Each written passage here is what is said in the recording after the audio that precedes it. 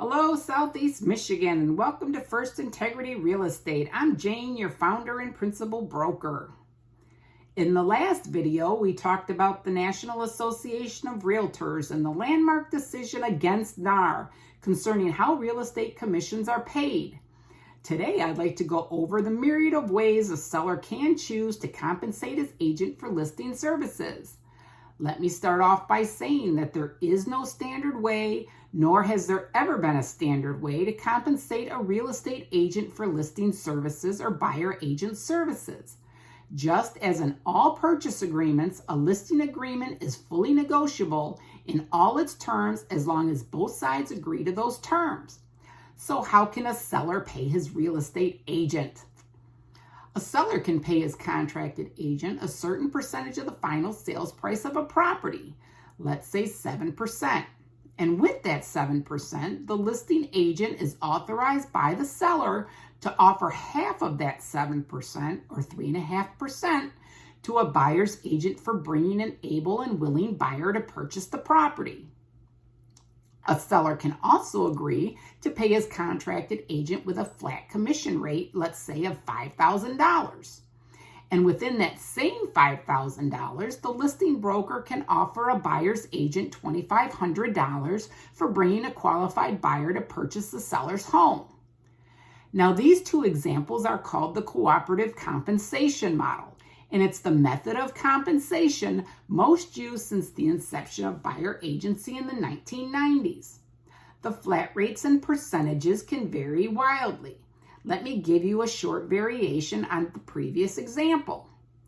A seller could compensate his agent with a flat fee of $5,000, but only authorize his agent to offer $1,000 to a buyer's agent instead of $2,500 of that $5,000.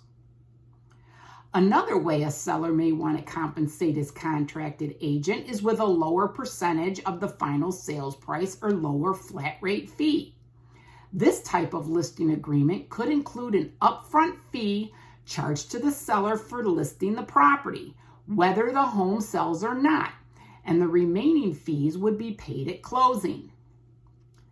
The last way to compensate a listing agent that I'd like to discuss is for the seller to waive most of the services that a traditional listing agent provides and just use the multiple listing service to list their home.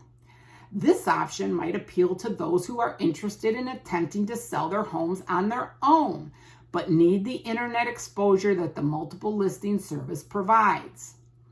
These examples of compensation agreements are just a few of the countless ways that a seller can negotiate a contract for real estate listing services.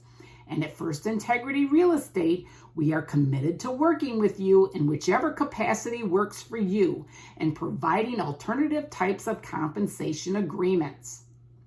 As we close out this segment, there's one more thing to keep in mind.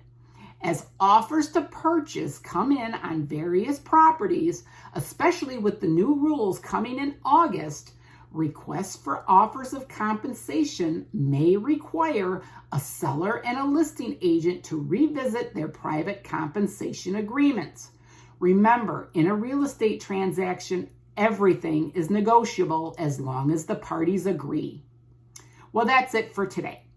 If you need clarification on today's subject matter, call or text me at 586-876-3059, and I'd be happy to answer any questions you might have.